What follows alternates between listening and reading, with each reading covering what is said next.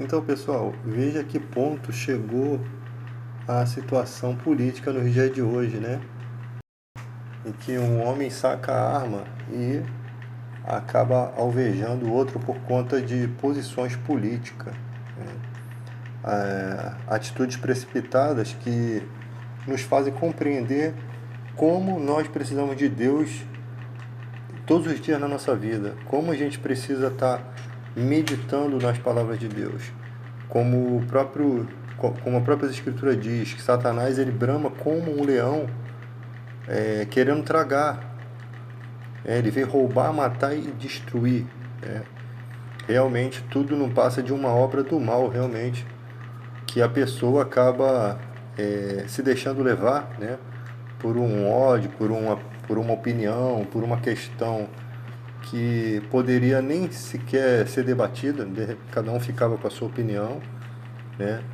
Eu acho que a democracia, nós temos que aprender muito sobre democracia. Eu acho que se a gente respeitar as posições das pessoas, né, cada um tem direito de votar em quem quiser, e a gente pode confrontar ideias, mas às vezes, cara, quando a pessoa está com a opinião formada, você não precisa diretamente confrontar aquele político. Você pode colocar um assunto. Só que esses debates acalorados, essas iras, essas discórdias, elas são obras da carne.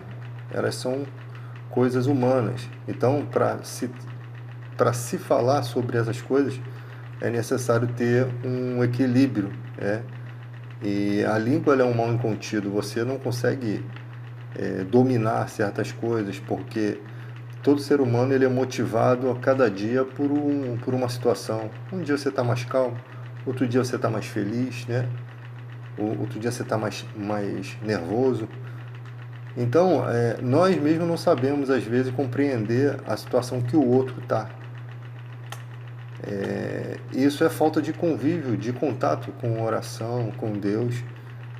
E há pessoas que estão no nível pior, porque são pessoas que, por conta de uma opinião ou uma contradição, né, acabam sendo capazes de fazer coisas piores atrocidades. Essas pessoas precisam o máximo de, de ter o coração examinado por elas mesmas. Só quem pode examinar o seu coração e tomar uma decisão é você para o seu próprio bem. Daí você vê o prejuízo espiritual, né, que é uma pessoa sem o conhecimento bíblico, ou com um conhecimento bíblico distorcido, ou não dando importância para os ensinamentos bíblicos aplicando na sua vida, né? Então isso faz com que o ser humano tenha muitos prejuízos, muitos prejuízos. E às vezes esses prejuízos são irreparáveis, tipo que Deus é capaz de mudar qualquer circunstância, mas sempre vai ficar aquela coisa ruim que você não precisava ter passado por aquilo se você se concentrasse, se você desse atenção a Deus. E muitas vezes, por trás dessas atitudes, existem pessoas boas, pessoas que no passado foram pessoas de Deus, pessoas que foram pessoas que pensavam o bem do país, pensavam, sabe, é complicado, que você estraga a vida da sua família, estraga a vida da família de outras pessoas. Isso é muito triste, tá? A imprensa faz o trabalho de noticiar, ganha dinheiro em cima disso. As pessoas fofocam sobre aquilo, parece que estão fazendo alguma coisa muito importante, tá? Mas o que se tira disso tudo é a ideia de que ninguém fala muitas vezes do que a gente tem que fazer para não chegar àquela situação. Diz que o tolo não aprende nada e o inteligente aprende com os seus próprios erros, mas o sábio ele aprende com os erros dos outros. Ele nem sequer chega a querer errar. Ele observa os erros dos outros e ele se torna prudente quanto àquilo. Por isso que ele é sábio. Então, vamos extrair dessa coisa ruim que aconteceu, a gente tem que tirar alguma coisa boa, tá? Foram situações equivocadas, irreparáveis, dos dois lados tem uma família que sofre, principalmente aquele que perdeu, né? Aquele que perdeu o ente, Tudo poderia ter sido evitado, tudo poderia, mas não. O que se pode fazer nesse momento? Nesse momento é só conversar com Deus, porque a humanidade em si ela não está apta a perdoar, a querer ouvir as explicações, né? Chegou um ponto que qualquer um pode cometer esse tipo de atitude se não vigiar. Entendeu? Vigiar e orar. O mal ele está bramando como um leão, ele quer tragar, ele vem roubar, matar e destruir. A Bíblia sempre está alertando isso, tá? A Bíblia sempre está alertando essa situação. Mas a gente vive como se não fosse acontecer nada.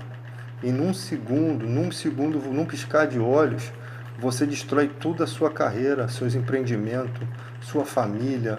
Quer dizer, o cara vai ficar preso, vai ficar longe, não vai ver o crescimento dos filhos. Olha o que o mal rouba, tá? Eu não estou aqui tirando a responsabilidade da pessoa, não. Pelo contrário, a instrução da Bíblia é para que o homem vigie, né? Quando, antes de Caim matar Abel, Deus foi lá e falou: teu desejo será contra ti, mas cabe a ti dominá-lo. A própria Bíblia, ela mostra que o ser humano tem a sua parte de responsabilidade e, e ele pode, né, modificar isso. Mas dá um alerta. Hoje em dia nós temos uma percepção das artimanhas de Satanás muito melhor do que os antigos tinham. E parece que nós somos mais atrapalhados do que eles. Nós somos mais atrapalhados do que eles. Nós temos o Espírito Santo para nos ajudar nas nossas fraquezas. Nós temos um monte de coisas, o nome de Jesus, o poder do nome de Jesus. Nós temos a Bíblia interpretada, versículo por versículo. Nós temos a Bíblia bem escrita, bem elaborada, dividida por temas, por capítulos e versículos. E hoje em dia, ainda, né? Eu sempre falam que a igreja no passado, né, cometeu atrocidades, mas no século XXI tem outras religiões cometendo atrocidades. Se trata de ignorância humana, se trata de, é, pensamentos financeiros. A pessoa pega o evangelho e ele não vê que é o poder de Deus, que é uma coisa boa para a humanidade. Não, ele quer usar aquilo como uma forma financeira, uma forma de crescimento, de notoriedade e de poder. E essas pessoas que fazem isso são aquelas que Paulo diz, caem em tentação e cilada e muitas concupiscências loucas e nocivas que submergem o homem na ruína e na perdição. Porque o amor do dinheiro é raiz de todos os males, e muitos nessa cobiça se desviaram da fé e se atormentaram com muitas dores. A aplicação desse texto é exatamente para pastores, para ensinadores. E o Brasil segue a linha totalmente inversa. Ao invés de seguir o conselho de Paulo, seguir o amor, a misericórdia, né? Não, eles seguem realmente cegamente o amor ao dinheiro, colocando o dinheiro acima da pregação do evangelho verdadeiro. E ali, irmão, o prejuízo espiritual é muito grande para a nação, tá? Porque tem muita gente humilde que pega aquele conhecimento e repartilha, né? Compartilha aquele conhecimento e vai um monte de gente aprendendo errado. E quando vê, a gente está aceitando profetas de meia tigela, né? Pessoas que falam em nome de Deus, mas que sempre têm as suas premonições, suas previsões como mentirosas, e as pessoas vão acreditando nisso, sabe? A gente está pior do que pessoas em outros países que são impressionados por palha rodando, por obras maquiavélicas, maquiadas pelo homem, que não tem nada de espiritual ali. Tá? Se tivesse alguma coisa espiritual, a própria ciência estaria ali e a própria pessoa ia querer que fosse comprovado aquilo. Mas vivem da carência de entendimento de outras pessoas. Se beneficiam financeiramente disso. São estratégias humanas. Só que lá os caras fazem isso por comida, por fome, né? Aqui no Brasil, não.